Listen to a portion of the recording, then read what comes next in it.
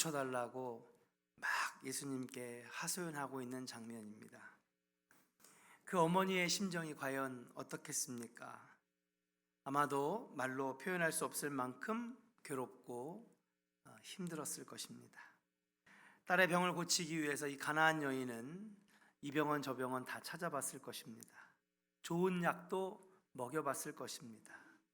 그래도 여전히 고쳐지지 않고 귀신 들려있는 그 딸을 볼 때에 그 어머니의 마음이 어땠을까? 벵겔이라고 하는 주석가는 이 본문을 해석할 때에 아마도 그 여인은 딸이 당하는 고통 그 이상의 고통을 겪었을 것이다, 그렇게 벵겔이라고 하는 주석가는 해석을 해놨습니다. 아마도 제일 와닿는 말이 아닐까. 어느 부모나 자식이 아프면 그 자식이 아픈 것보다 배로, 아니 그 이상으로 아픈 것이 부모의 마음 아니겠습니까?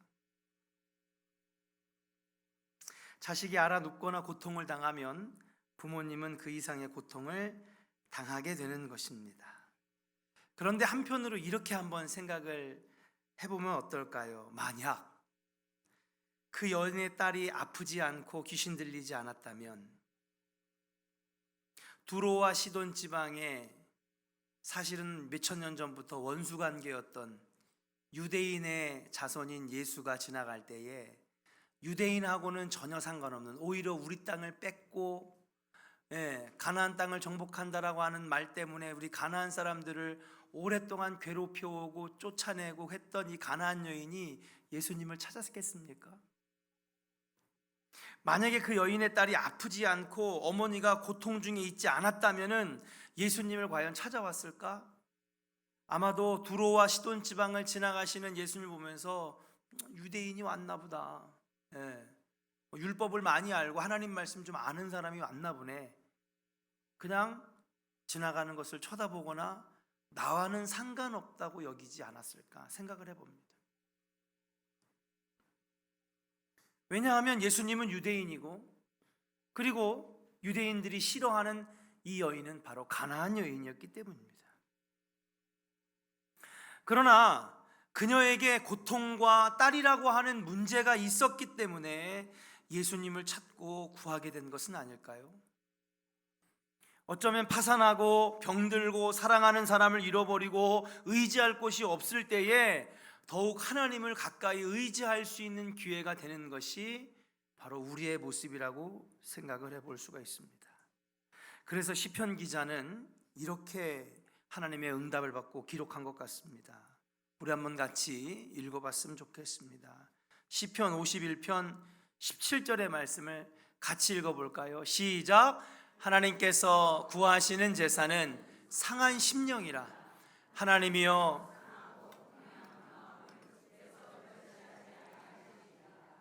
할렐루야. 하나님이 구하시는 예배는 어떤 거라고요? 상한 심령이래요. 하나님이 구하시는 예배는 상한 심령을 가지고 오는 사람들의 예배를 받으시겠다는 거예요. 깨어진 심령, 상처받은 심령, 낙심한 심령, 오늘 오전의 말씀처럼 에너지를 다 잃어버려가지고 아무것도 할 수 없을 무기력함 가운데 있는 그 심령을 오히려 하나님은 받으시겠다는 거예요. 그리고 그 깨어진 심령을 주 앞에 가지고 나올 때에 주께서 그 심령을 환영해 주시고 싸매 주시고 치료해 주시는 줄로 믿습니다. 사랑하는 조은의 성도 여러분, 그리고 오늘 이남선교회 헌신하시는 우리 여러분, 우린 분명히 알아야 됩니다. 어떤 분들은 내가 마음이 이런데 무슨 예배가 돼? 내가 기분이 잡쳤는데 무슨 주님의 일을 해? 내 마음이 이렇게 다 깨졌는데 내가 어떻게 기도를 해? 근데 시편 51편의 말씀을 비춰볼 때 오히려 그거를 누가 원하시는 거예요? 하나님이 그 순간을 원하시는 거예요. 우리는 기분이 좀 좋아져야지 예배 드릴 수 있고, 우리는 좀 마음이 풀려야지 기도할 수 있고, 오늘 기분도 좋은데 철회 한번 나갈까? 그게 아니라 오히려 마음이 깨지고 상하고 낙심되고 좌절해 있을 때 오히려 그때가 하나님이 부르시는 때라는 거예요. 믿으시면 아멘 하시길 바랍니다. 한번 따라 합시다. 하나님은 상한 심령을 찾으십니다. 예. 우리가 상식적으로 생각할 때 에이, 교회 요즘에 나갈 맛도 안 나고 말이야, 일할 맛도 안 나고, 기분이 나야지 하는 거지 뭐, 우린 그렇게 생각하기 쉽습니다. 근데 하나님께서는 오히려 그 낙심하고 지금 외로워서, 그리고 절망 속에서 말 그대로 우울한 마음이 막 차고 넘치고 에너지가 떨어져서 아무것도 할 수 없는, 기력 없는 그때에 하나님은 지금 내게로 오라고, 내가 그 마음을 받겠다고, 할렐루야, 내가 그 마음이 필요하다고, 그 상한 심령이, 깨어진 심령이 내가 필요하다고 우리에게 지금 말씀하시는 줄로 믿습니다. 우린 분명히 알아야 됩니다. 하나님께서는요, 우리가 의로워서 도덕적으로 완벽해서 여러분 여기를 우리에다 불러놓은 게 아니에요. 우리를, 그리고 저와 여러분들을 부르신 이유는 우리의 상한 심령을 만져주시려고 우리를 불러주셨는 줄로 믿습니다. 이 가나안 여인과 같이 상한 심령 속에 있는 성도들이 있습니까? 모든 기력을 잃고 아무것도 할 수 없는 그런 낙심 가운데 있는 성도들이 있습니까? 오히려 하나님은 그 영혼을 더 기뻐하신다는 거예요. 그 영혼이 빨리 왔으면 좋겠다고 지금 우리에게 시편을 통하여 말씀하고 계시는 줄로 믿습니다. 왜요? 빨리 고쳐주시려고요, 빨리 싸매어 주시려고요, 빨리 치료해 주시고자 하나님은 그 상한 심령을 찾고 계신다라고 하는 사실이에요.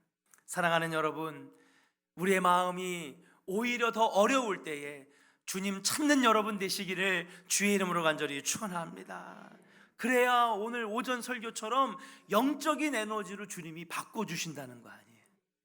상한 심령은요, 우리의 삶을 하나 둘씩 어렵게 만들지만은 하나님 주시는 은혜의 마음은 우리를 살아나게 하고 독수리같이 날아오르게 하고 일어서게 하는 줄로 믿습니다. 여러분 지금 어려움 가운데 있습니까? 6, 7, 8월 달에는요 어려움이 있습니다. 왜냐하면 신년 1, 2, 3월 달에는요 새해라서 새 마음으로 시작합니다. 또 4월 달, 3월 달에는요 사순절, 부활절이 있기 때문에 막 열심히 신앙적으로 훈련합니다. 또 가을에는 열매를 맺어댔기, 내가 이러면 안 되지, 열매 맺어야지, 이제라도 늦지 않았으니 열매 맺어야 되겠다, 열심히 발로 뜁니다. 연말에는 마무리가 좋아야 되겠다, 열심히 마무리합니다. 그런데 이 중간에 날도 덥고 어려운 이때에 우리 신앙생활이 다운될 때가 많이 있다는 사실이에요. 그러나 하나님은 오히려 지금의 우리들을 더 찾으시고 기다리고 계신다라고 하는 사실이에요. 여러분 마음이 만약에 상했습니까? 무겁습니까? 여러분 주님 찾으시기를 주의 이름으로 간절히 축원합니다. 이남선교회 헌신하신 우리 남선교회 여러분, 정말로 체력적으로도 건강적으로도 참 여러 가지 생활적으로도 어려운 가운데 있지만 오히려 지금이 하나님 여러분을 찾으시는 때고 여러분이 필요하시다고 말씀하시고 여러분들을 부르고 계시는 줄로 믿습니다. 주님 부르심에 응답하여 쓰임받는 일꾼 되시기를 주의 이름으로 간절히 축원합니다. 두 번째로 이 여인이 예수님을 만나는 과정을 이야기하고 있습니다. 근데 예수님을 만나 문제를 해결받는 과정에 보니까 어려움이 있다라는 거예요. 예수님을 찾아갔습니다. 그런데 진정한 문제 해결까지 어려움과 시련이 찾아왔다는 거예요. 한번 따라할까요? 예수님을 만나는 과정에도, 문제를 해결하는 과정에도 시련은 있습니다. 시련은 있다는 거예요. 아마도 그랬겠죠. 내가 예수님만 부르짖으면 금방 고쳐주실 거야. 예수님은 막 도와달라고, 고쳐달라고, 해결해달라고 그러면 문제를 금방 해결해 주시던데, 아마 큰 희망을 걸고 예수님 앞에 가서 다윗의 자손 예수여 우리를 불쌍히 여기시고 좀 고쳐주세요 라고 얘기했는데, 여러분 예수님의 반응이 어땠나요? 예수님께서 돌아보시고 안수해 주실 줄 알았는데 아무 반응도 없이 그냥 냉정하게 그냥 훅 지나가 버리신 거예요. 아니 내가 요청하면은 고쳐주셔야 되는 거 아니야? 그래 냉정하게 그냥 지나가는 예수님을 보면서 마음이 차가워졌을 것입니다. 일반 사람들 같았으면은요 욕에 욕을 하면서 말이야. 예? 아니 능력도 있다면서 손 한 번만 얹어주고 기도하면 낫는다는데 그게 그렇게 어려워? 화를 내고 말이야 막 저주하면서 떠났을 수도 있어요. 성격 급한 사람이었다면은.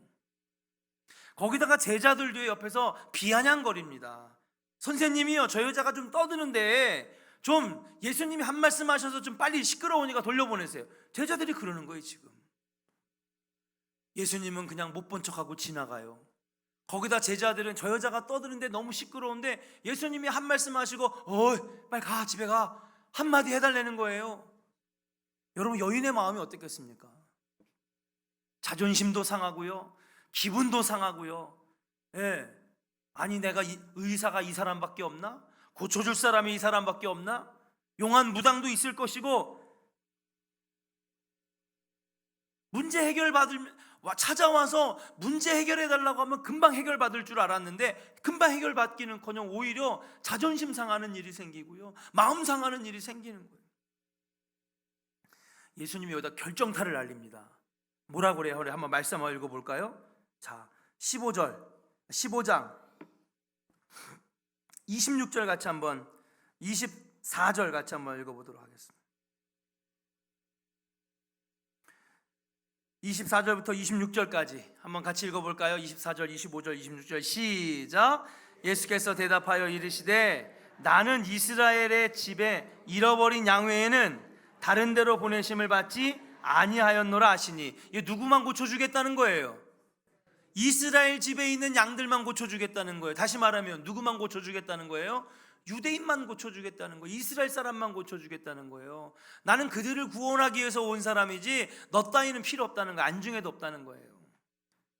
한번 여러분 기분이 상했습니다. 두 번, 세 번째 기분이 상했습니다. 25절, 26절을 같이 읽어보겠습니다. 시작. 여자가 와서 예수께 또 절하며 이르되 주여 저를 도우소서. 대답하여 이르시되 자녀의 떡을 취하여 개들에게 던짐이 마땅하지 아니야. 야, 내 자식 지금 먹이려고 떡 가져왔는데 내가 개 같은 너한테 이거 줄 떡이 없다는 거예요. 여러분 이거는 정말 모욕적인 것 아닙니까? 처음에는요 도와달라고 다윗의 자손 예수여 고쳐달라고 하니까 그냥 차갑게 지나갑니다. 뒤에 따라가던 제자들은요 뭐라고 그래요? 저 여자 시끄러우니까 좀 예수님 한 말씀 하셔서 집에 좀 돌려보내라고 얘기를 합니다. 두 번 정도 지금 마음 상했습니다. 그러더니 세 번째는 뭐예요? 나는 이스라엘의 양들만 고쳐주러 왔지 너희들 고쳐줄 생각이 없다. 세 번 거절당하고요. 그 다음에 뭐예요? 자녀의 떡을 취하여 개들에게 던지는 게 마땅한 거냐? 다시 말하면 이 여인을 개 취급한 거예요. 얼마나 마음이 상하겠습니까? 웬만한 사람 같아서는요 박차고 도망갔을 겁니다. 아니 막 욕하고 저주하고 도망갔을 것입니다. 그런데 여러분 이 여인이 뭐라고 얘기합니까? 27절 같이 한번 읽어보겠습니다. 같이 읽어보겠습니다. 시작. 여자가 이르되 주여 올소이다마는 개들도 제 주인의 상에서 떨어지는 부스러기를 먹나이다 하니. 할렐루야. 여러분 참았어요 안 참았어요? 참았어요. 이 모욕적인 말을 4번이나 듣고도 참았습니다. 마지막 결정타는 무엇입니까? 자기를 개래요. 네? 이스라엘 백성 자신의 나라와 민족 같은 동족들은 내 자녀라고 얘기를 하면서 그 자녀에게 줄 떡 조금만 떼어가지고 주면 안 되겠으면 했더니 난 개들에겐 줄 생각이 없다.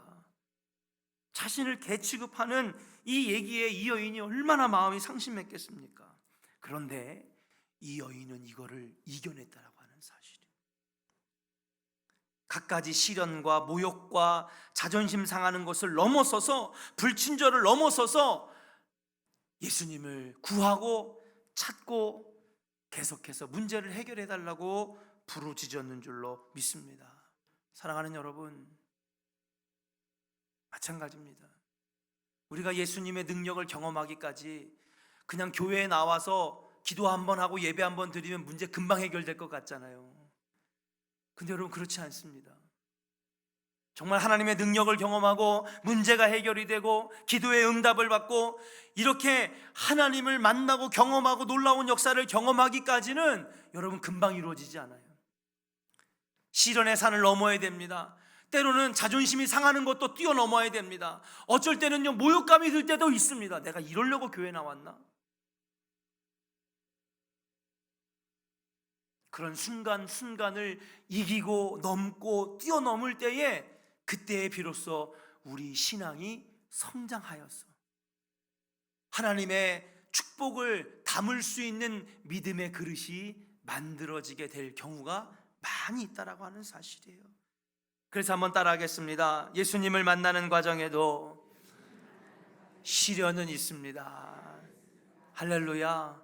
여러분 진짜 있지 않습니까? 교회만 나오면 금방 문제 해결될 줄 알았는데.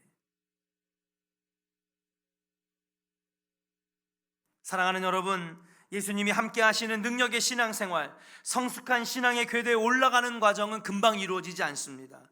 갑자기 해결되는 문제는 없는 것입니다. 여러분 세상에서도 문제가 생기면 금방 해결됩니까? 그런데 여러분 하나님을 만나는 이 과정이 여러분 금방 이루어지냐는 거예요. 문제 해결이 금방 이루어지냐는 거예요. 다윗의 경우를 볼 때도 마찬가지입니다. 하나님이 너무 응답이 없으니까 시편 22절 2절에 보니까 내 하나님이여 내가 낮에도 부르짖고 밤에도 부르짖고 잠자지 아니하고 부르짖는데도 왜 주님 응답 안 하십니까? 얼마나 다윗이 답답하면은 밤에도 낮에도 부르짖고 잠도 자지 않고 내가 부르짖는데도 왜 주님은 말씀 안 하십니까? 너무 응답 안 해주시는 그 하나님 때문에 원망스러워서 시편 22편에 그렇게 답답한 마음을 시로 썼다라고 하는 사실이에요. 근데 여러분 시편 22편 끝부분에 보니까 다윗이 뭐라고 고백하냐면요, 주님 내가 끝내 주님의 음성을 듣나이다. 주님이 나를 사랑하심을 내가 믿나이다. 주님이 나의 앞길을 지켜주심을 내가 믿습니다. 응답 받은 거예요, 안 받은 거예요? 응답 받았어요. 하나님의 음성을 들었습니다. 할렐루야. 여러분 주님의 응답받는 것, 신앙의 열매 맺는 것, 신앙생활에 열매가 맺어지는 과정은 그렇게 금방 이루어지는 것이 아닙니다. 왜 이스라엘 백성들을 40년 동안 광야에서 여러분 지내게 했습니까? 여러분 가나안이라고 하는 응답을 얻기 위해서는 훈련과 인내와 시험의 과정이 필요한 거예요. 우리 옆 사람에게 악수하면서 축복합시다. 응답받고 해결받기 위해서는 훈련의 과정이 필요합니다. 믿음의 과정이 필요합니다. 믿으십니까? 아멘입니까? 여러분 우리 신앙생활 하면서 여러분 왜 낙심될 데가 없어요? 어쩔 땐 막 그럴 때가 있어요. 그냥 목사님의 그냥 한마디도 듣기도 싫을 때가 있어. 있어요 없어요? 여기 있으신 것 같은데 이게 이자가 벌써 앞에서 막 나오려고 있어요 여러분. 네. 반대로 저도 인간인데 꼴보기 싫을 때가 있을까 없을까? 뭐 이거 대답을 되게 잘하시네. 난 대답 안 했는데 누가 대답하라고 그랬어요? 여러분 우리 다 사람이에요, 그죠? 아니 그렇게 사랑한다고 하던 부부도 맨날 싸우고 지주고 볶고 막 사니 안 사니 하는데 한 목사님하고 성도가 10년, 20년, 30년 그렇게 세월 보내는데 미울 때도 있고 좋을 때도 있고, 그쵸? 어쩔 때는 그냥 말 한마디 섞고 싶지 않을 때도 있고 왜 없겠습니까? 있죠. 같은 성도들도요 사랑합니다 안아주다가도 어느샌가 한 명은 이쪽 앉고 한 명은 저쪽에 앉아있어요. 항상 여기 가운데서 항상 붙어가지고 손잡고 사랑합니다 하다가 어느샌가 보니까 저쪽 끝에랑 저쪽 끝에 갔었지. 어떻게 보면 그게 우리가 당연한 것 아닐까요? 왜요? 우린 인간이니까요. 마찬가지입니다. 하물며 하나님을 만나는데 하나님의 역사를 보고 만지고 체험하고 응답받는데 여러분 금방 됩니까? 오히려 우리의 마음이 너무 급한 거지. 오늘날의 시대를 우리는 즉석 문명의 시대라고 합니다. 인스턴트 시대라고 하죠. 예. 편의점에 가니까 별천지도만요. 도시락이 그렇게 잘 나오는지 몰랐어요. 한 달 내내 도시락만, 편의점에서 3,000원짜리 도시락만 사 먹어도 살 수 있을 것 같아. 비닐 뜯어가지고요, 전자레인지에다 몇 분? 2분 50초만 딱 돌리면, 2분 30초만 돌리면요, 그냥 막 야채, 고기에다가 물만 부으면은요, 별의별 음식이 다 되는 시대가 됐어요. 그러니까 우리가 마음도 하나님의 응답이 빨리 왔으면 좋겠는 거야. 좀 빨리 좀 응답해 주시지. 신앙생활도 언젠가부터 우리가 너무 조급해졌어요. 금방 해결되지 않으면 참을 수가 없습니다. 하늘에서 갑자기 확 떨어졌으면 좋겠습니다. 놀라운 일이 벌어졌으면 좋겠습니다. 그런데 여러분, 성경은 그런 얘기를 하지 않으세요. 신앙생활의 열매는 인내와 믿음이 필요하다는 거예요. 때로는 시간이 필요하다는 거예요. 기다려야 합니다. 참아야 합니다. 오늘 헌신하시는 이남선교회 성도 여러분, 그리고 오늘 함께 예배하시는 우리 사랑하는 교우 여러분, 인내하고 기다리고 주님의 때를 여러분 기도하면서 참는 여러분들 되시기를 주의 이름으로 간절히 축원합니다. 왜 시간이 오래 걸리냐? 여러분, 그만큼 귀한 것을 주시기 때문에 오래 걸리는 줄로 믿습니다. 여러분 보니까는요, 오래 걸리는 것들은 그만큼 더 가치가 있더라고요. 어떤 분들이 막 투덜투덜 하시는 거예요. 왜 그러세요? 했더니 제가요, 자동차를, 신차를 주문했거든요. 6개월 기다리래요. 승질이 나가지고 막. 왜 이렇게 승질이 나셨어요? 아니, 딴 차는요, 보름이면 갖다 줄 수 있다는 거야. 근데 이 차는 6개월 기다리래. 왜 그럴까요? 좋은 차니까. 싼 차가 아니라 좋은 차면 좋은 차일수록요, 오래 기다리라는 거예요. 왜냐면요, 이것도 주문하고 저것도 들어가고 그거 다 맞춰가지고 조립해가지고 옵션을 다 해가지고요, 색깔도 딱 맞춰, 오래 걸려 기다려야 된다는 거예요. 그래도 아무리 그래도 6개월은 좀 너무한 거 아닙니까? 그 국산차예요? 아니요, 해외에서 오니까 6개월 걸리는 거야. 맞아요, 안 맞아요? 그래요, 여러분. 오래 기다린다는 것은 무엇입니까? 그만큼 귀하다는 거예요. 하나님 주시는 응답은 그만큼 귀한 거예요. 오래 기다린 것만큼, 기도한 것만큼 여러분 우리가 받았을 때는 그 어떤 것도 비교할 수 없는 귀한 응답이고 귀한 열매고 귀한 하나님의 선물인 줄로 믿고, 여러분 신앙생활의 열매, 문제 해결의 열매, 여러분 참고 기다리고 기도하는 여러분들 되시기를 주의 이름으로 간절히 축원합니다. 마지막 세 번째입니다. 한번 따라 합시다. 믿음이 문제를 해결합니다. 할렐루야. 믿음이 문제를 해결합니다. 계속적인 여인의 간청은 포기하지 않는 신앙을 상징합니다. 4번이나 모욕적인 얘기를 들었음에도 불구하고 이 여인은 포기하지 않았어요.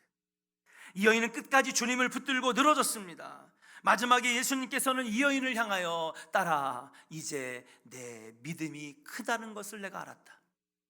그렇게 말씀하시면서 귀신을 내쫓아 주시고 다른 정상으로 돌아오는 응답을 받았는 줄로 믿습니다.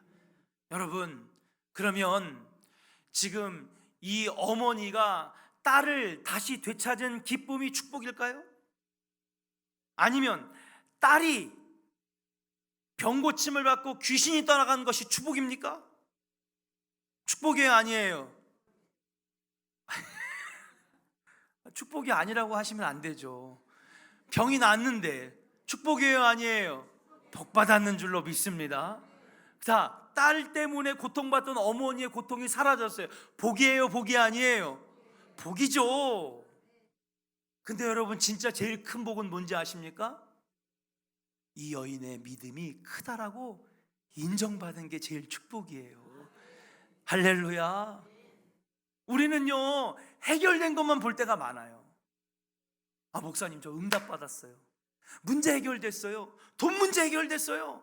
빚 다 갚았어요. 이제는 자유예요. 집으로 옮겼어요.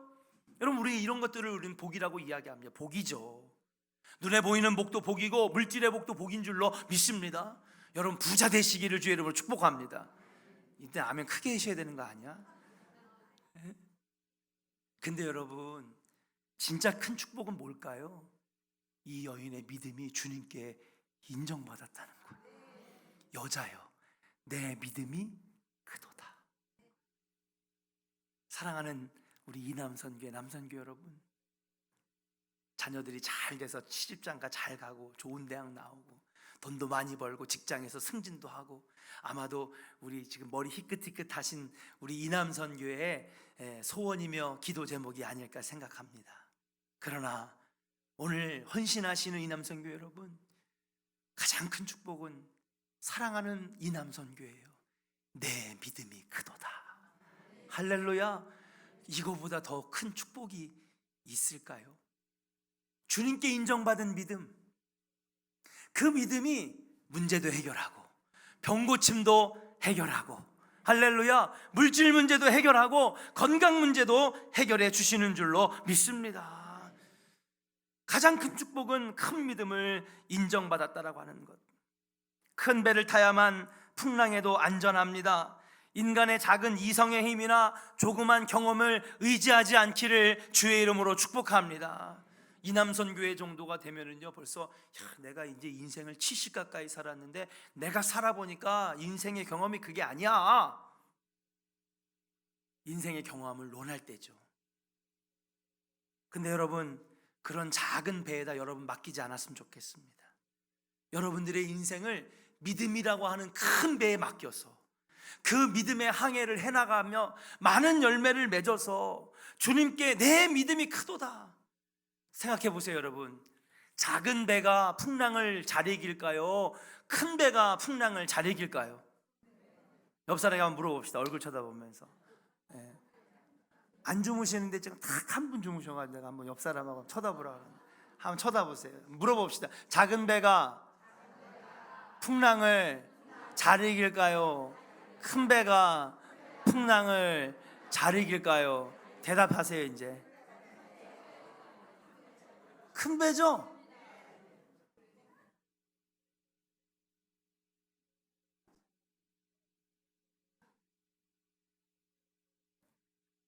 여러분, 이성이나 경험이나 물질이라고 하는 것들은 인생의 작은 배들이에요.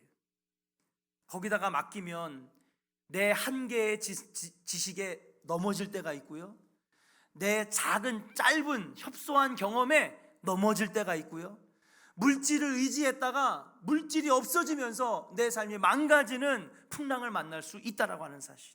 그런데 어떤 어려움이 와도, 인생의 풍랑이 와도 믿음이라고 하는 큰 배에 우리 인생을 딱 맡겨놓으면 와도 뚫고 지나가는 거예요. 할렐루야. 물질은 있다가도 없고 없다가도 있는 것이 물질인 줄로 믿습니다. 너무 상심하지 마세요. 상심되겠지요. 그러나 믿음의 배를 맡길 때에 하나님 그 믿음의 항해를 통해서 잃어버린 물질도 찾게 하시고, 잃어버린 건강도 찾게 하시고, 가정에 잃어버린 행복도 찾게 하실 줄로 믿습니다. 바로 큰 믿음이 바로 큰 인생의 배라고 말씀드릴 수가 있는 것이에요. 사랑하는 이남선교회 여러분, 그리고 사랑하는 우리 조원교회 성도 여러분, 교회는 온전하고 도덕적으로 완벽한 사람들이 모인 곳이 아닙니다. 하나님이 여러분들을 100점, 합격점을 줘가지고 여러분들을 이 교회에 뽑으신 게 아니라는 사실이에요. 세상은요, 자격이 될 때 뽑습니다. 교사 되겠는데, 임용고시 합격했는데, 대기업에 입사해도 되겠는데, 토익은 몇 점, 토플은 몇 점, 자격증은 12개 탁 해가지고 사람들을 뽑습니다. 근데 하나님을 뽑으실 때는요, 온전하고 완벽해서 뽑으시는 게 아니에요. 그렇기 때문에 우리가 교회 안에서 신앙생활할 때 온전하지 못한 모습, 완벽하지 못한 모습 많기 때문에 문제 생길 수 있습니다. 그러나 사랑하는 여러분, 하나님은 지금 이 순간에 여러분들의 그 낙심하고 상한 심령 때문에 부르셨다라고 하는 것을 분명히 잊지 마시고, 오히려 인생의 어려움이 닥쳤을 때 더 하나님 찾고 더 교회에 나와서 예배하고, 내가 왜 이렇게 됐을까? 예배를 드리지 못했구나. 내가 왜 이렇게 인생의 풍랑을 만났지? 내가 하나님께 기도해야 될 때 기도하지 못했구나. 은혜 받을 때 은혜 받지 못했구나. 다시 기도의 자리로, 예배의 자리로 달려나와야지 라고 하는 결단이 여러분에게 있기를 주의 이름으로 간절히 축원합니다. 빌 하이빌스 목사님이 요즘 좀 안 좋게 되긴 했지만, 그분의 격언 책 제목 중에 참 가슴에 와닿는 제목이 있습니다. 그게 뭐냐? 목사님, 너무 바빠서 기도할 시간이 없고요, 너무 바빠서 예배 드릴 시간이 없어요. 근데 그분은 오히려 책 제목을 이렇게 썼어요. 한번 따라 합시다. 너무 바빠서 기도합니다. 할렐루야. 너무 바쁘니까 기도해야 된다는 거예요. 많은 사람들은요, 목사님 좀 무슨 말이에요? 사업이 너무 바빠가지고요, 기도할 시간이 어디 있어요? 돈 벌어야죠. 예배 드릴 시간이 없어. 일주일에 한 번만 드리면 되지. 예. 근데 이 목사님은 뭐라 그래요? 너무 바쁘니까 기도해야 된다는 거예요.